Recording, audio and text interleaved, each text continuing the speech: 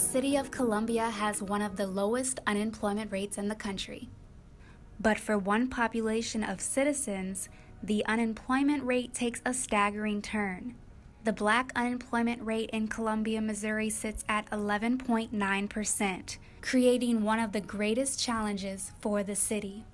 In response, Columbia has hired James Whitt to lead the city's Supplier Diversity Program. The reason I'm in this position is as a result of our strategic plan, and a portion of our strategic plan that Mike Mathis, our city manager, put in place really addresses the economy. Can we grow minority-owned businesses? And if we can grow minority-owned businesses, those businesses can hire people from the community. In 2016, Jim created an online database of more than 120 women and minority-owned businesses. The directory serves as a way for shoppers to find new businesses in town, but also connects these companies with local contracting opportunities. The key in the construction industry is really building trust.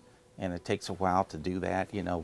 We've tried these sort of things in the past, but I think the difference now is that we have to be consistent. We have to be able to offer our local companies some deliverables. And if those deliverables are networking opportunities, the ability to show that our local companies have expertise that are beneficial to our prime contractors, not just in the short term, but the long term, then that's what's going to make the difference.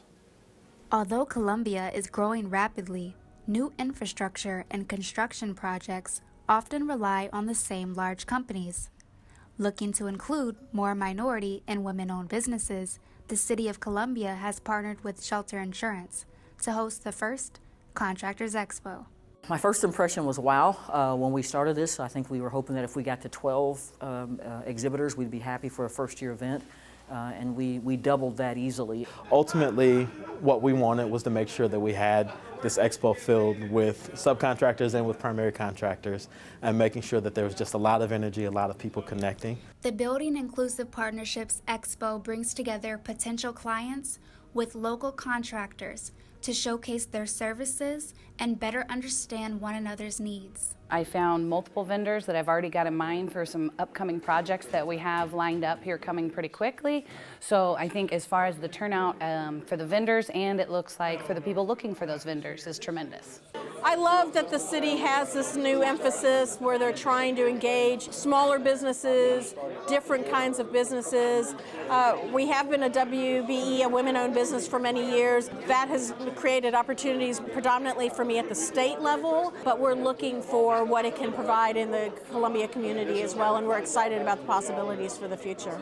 With more than 24 businesses and 70 attendees in its first year, now the focus is on growing the expo and having even more prime contractors to attend.